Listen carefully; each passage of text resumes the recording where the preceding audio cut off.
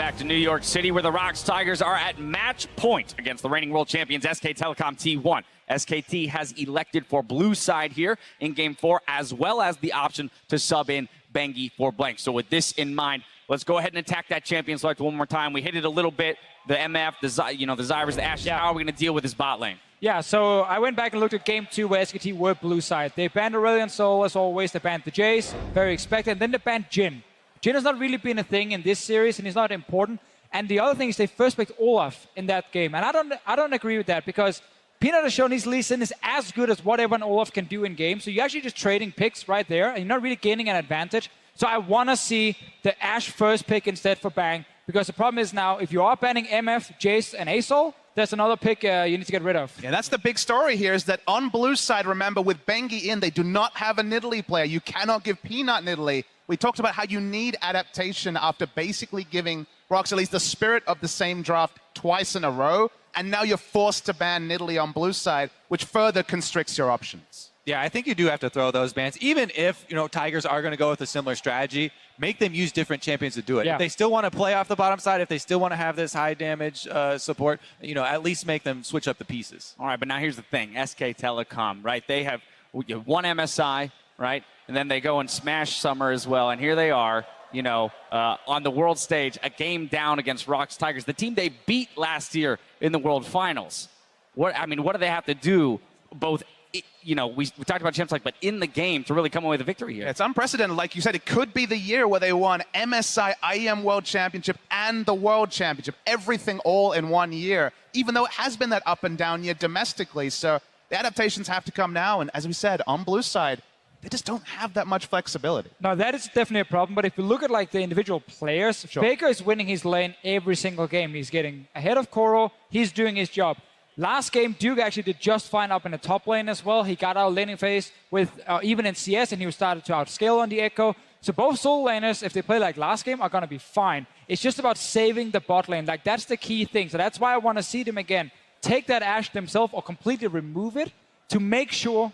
Drop the pen. To make sure that Bang and, of course, Praying Gorilla can't just dominate that 2v2, because that's all ROX is playing around at the moment. This is where we test just how epic of a team SKT are. Do they have the late game poise? Do they have the discipline to really establish this dynasty as that complete trio, right?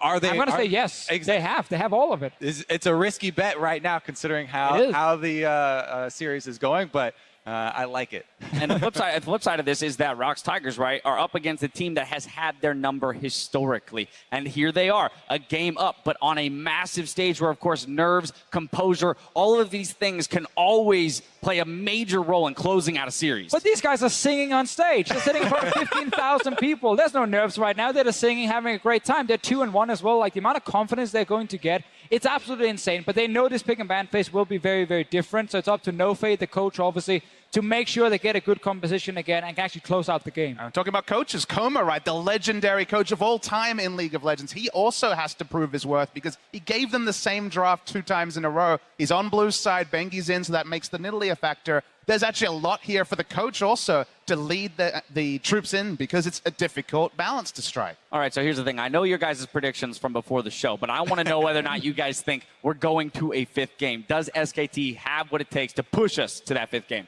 I say yes, because I'm having too much fun. I want to see the games, right? Plus, I have to. Right. All right, so wishful thinking, saying that we're going to go to a 5th game. All right, it's time to send it back to the casters for picks and bans. Thank you very much, Dash. We are all excited here to have one, maybe if we're lucky, 2 more games of League of Legends. That's not to say that I'm hoping SKT wins. I just want more games of these excellent teams doing awesome things. Well, these games have been so incredibly close, and I think we add a wrinkle to it now, and they sub back in Bengi, the jungle, as he is so nicknamed. Yeah. And it's interesting, as Deficio pointed out, how it's going to change the ban phase, because usually when they have Bengi on their team, they ban Nidalee on the blue side, which already cuts into how would they play around MF? Do they have freedom to ban Ashe? Not really. So they're going to have to find a different way to adapt to those things. But a few small changes, even as early as the 5 to 10 minute mark, and one different pick can change the entire game, honestly, because if they don't keep snowballing the way they did earlier, there's a little bit of better scaling. Maybe there's a counter gank in the bot lane. Deficio alluded to it on the analyst test too. if you're so sure that they're going to fire that arrow on level 6, why don't you have your jungler waiting in the wings? Yes, there's a lot of good hawk shots, but maybe just tell them, you can't go for this play, not 3 times in a row. There we have it. Or you can just ban. You first ban Misfortune.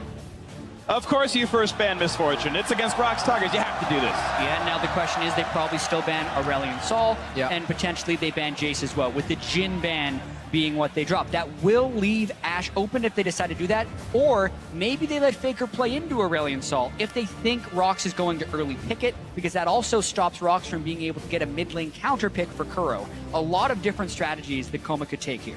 Definitely, I expect Aurelion Sol to kind of just go out the window, especially now that Ryze and Syndra are out as well. Faker doesn't have a history of playing it. It's just you don't want to introduce such a large variable this point in the game. If SKT was 2-1 up, I could actually see them leaving it open. And yet another mid lane ban from ROX Tigers, making sure Faker can't play Cassiopeia. I like that tweak because he's been super good at it. The question is now, Nidalee was unbanned. Yeah. So Bengi, unless they want to give it over to Peanut, has to play the Nidalee. And he has to perform. We haven't seen this champion locked in. really go off in this tournament because it's been banned so often.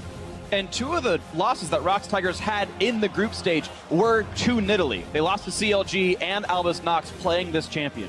And it gives Ashe Zyra straight over to ROX Tigers. They're probably going to play Caitlyn Karma against it. But it's so interesting, too, because you wonder, how has Bengi been able to train as Nidalee? He didn't play it during the regular season. He's not known as a Nidalee player. You can't practice the champion in solo queue because it's permabanned there as well. So they would have had to be playing a lot of, or some scrims with Bengi on Nidalee to try and train this up to a point where they're confident first picking it in what could be an elimination game at Worlds. Yeah, but it's a good jungler to play into 2 low mobility targets still. Nidalee, spears are sidesteppable, but having another gap closer gives you the security to go for that play.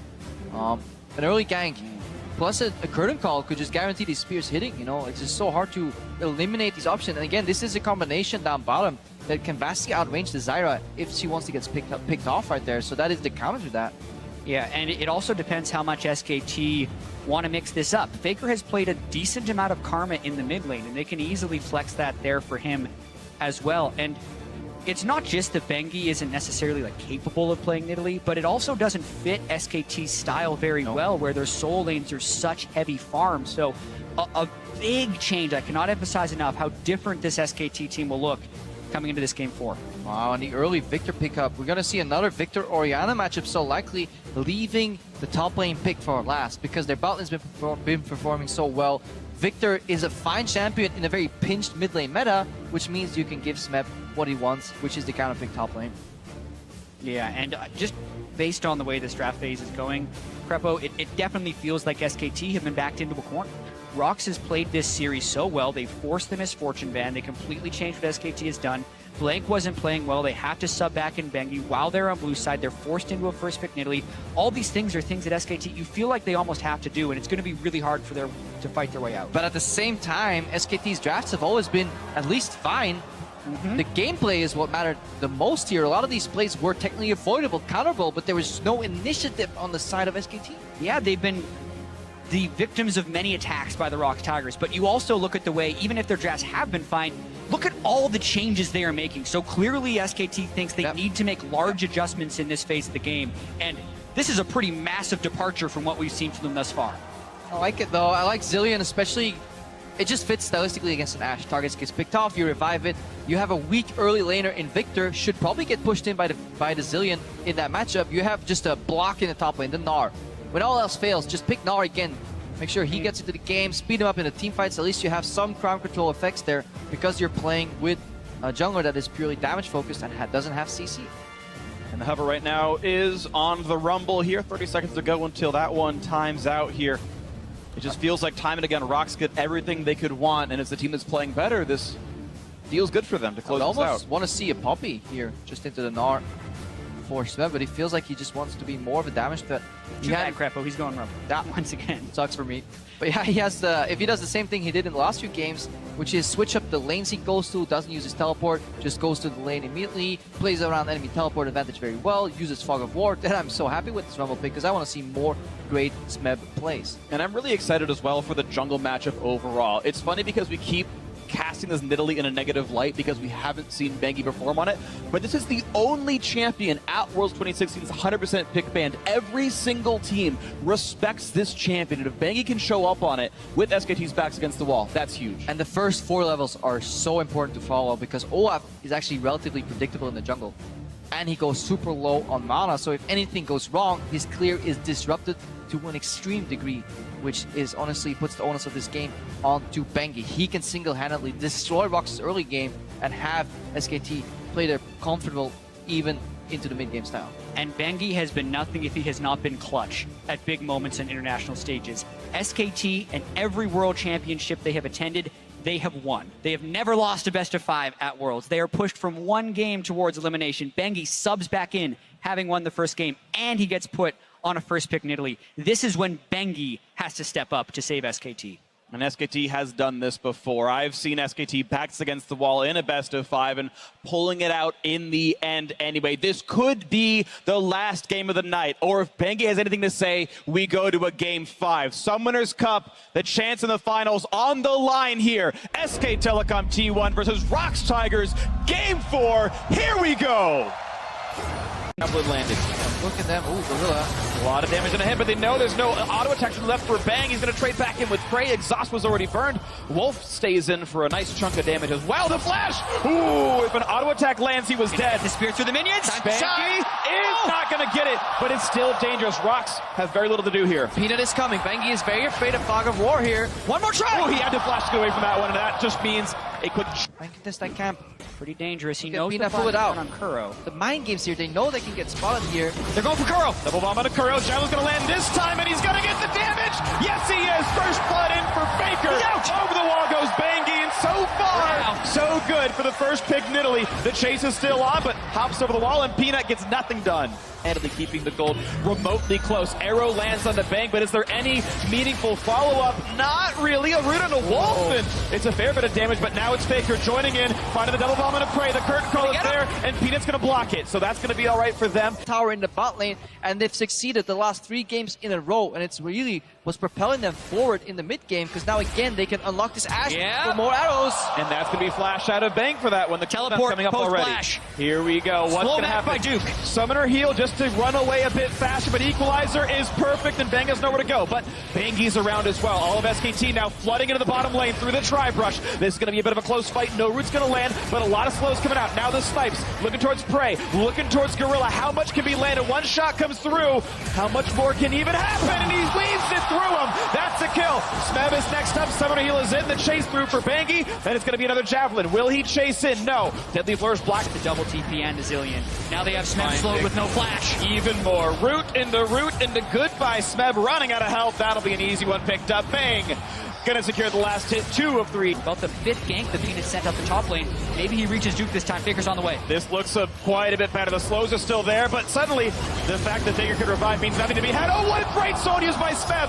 Getting away from it all, and the bombs aren't going to land either. But the turret's so low, and Bengi wants to dive. He's got one, and SKT are breaking this one apart now. Faker knocked around in front of the turret, does not get up to burn the ult. He's getting low and just never casts it. He doesn't respect the Zyra damage, misses his self-ultimate. And now it could be dangerous. Wolf's going to die in a couple more shots. Oh, it's going to be enough that Bengi shuts him out anyway. And that is 2 for 1. Favor of SKT. ROX finally get a kill 20 minutes in, later than they would have liked. To the pit, everything they could possibly need, it feels like. And SKT will answer Mountain Drake for Mountain Drake. 2,500 gold separating both the squads. Because if ROX lands the arrow in the mid lane on the 3, they can wipe them and take a bunch of interior turrets. Quick root into Peanut, landing some of the skill shots as well, but the pounce isn't going to land. And left he goes. One last shot lands. He's a bit low.